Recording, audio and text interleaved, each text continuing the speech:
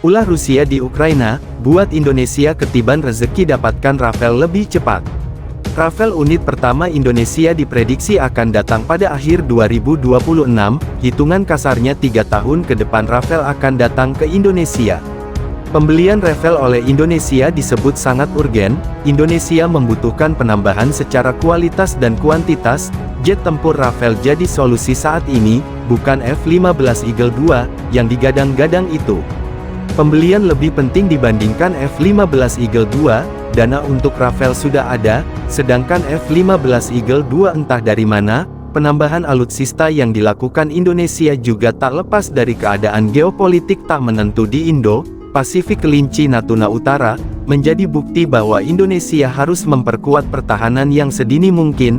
Sementara di Eropa, perang Ukraina membuat negara di sana siaga, tempur Polandia, Finlandia hingga NATO Tengah, mengarahkan teropongnya ke Ukraina. NATO juga mencoba memperlemah Rusia dengan berbagai macam sanksi. Bisa dibilang invasi Rusia ke Ukraina mengubah keadaan dunia jadi siaga, bahkan Indonesia kesulitan membeli jet tempur bekas negara. Efek perang Ukraina, padahal sebelum perang terjadi, banyak sekali tawaran hibah jet tempur bekas ke Indonesia. Indonesia juga kesulitan mempertahankan operasional Su-27 dan Su-30, lantaran kekurangan suku cadang. Sebetulnya Rusia mengalami kerugian dari sisi ekonomi, saat menginvasi Ukraina. LNG Rusia yang sengaja ditahan oleh Moskow malah memberikan dampak negatif. Anda punya barang dagangan, ada calon pembeli namun malah tak dijual, justru mendatangkan kerugian, bukan sebab pembeli utama LNG, dan hasil tambang Rusia. Rusia tetap menjadi pengekspor gandum dan produk kehutanan terbesar di dunia, dan sumber-sumber daya strategis seperti nikel, kobalt, dan platina. Terlepas dari hasil perang, perusahaan barat akan tetap enggan untuk kembali ke Rusia, atau berinvestasi di masa depan.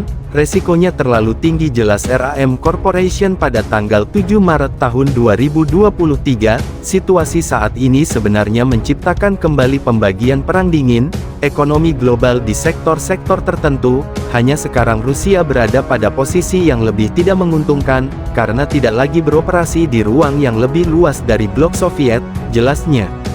Setelah itu, ekspor senjata Rusia juga mengalami penurunan.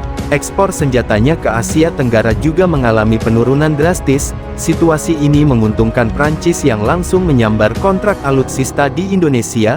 Prancis mendapatkan fakta pasar senjata global yang lebih besar, karena ekspor senjata Rusia menurun, seperti yang terlihat di India misalnya tanggal 13 Maret tahun 2023. Situasi ini akan terus berlanjut di mana Prancis malah untung besar di Indonesia dan Asia Tenggara, sedangkan usia rugi bandar ini tampaknya akan berlanjut karena pada akhir tahun 2022 Prancis memiliki pesanan ekspor senjata yang jauh lebih banyak daripada Rusia, jelasnya. Nah, negara ulah Rusia di Ukraina lebih cepat melakukan penetrasi pasar ke Asia Tenggara membuat ketiban rezeki Indonesia lekas mendapatkan Rafale itu sesuai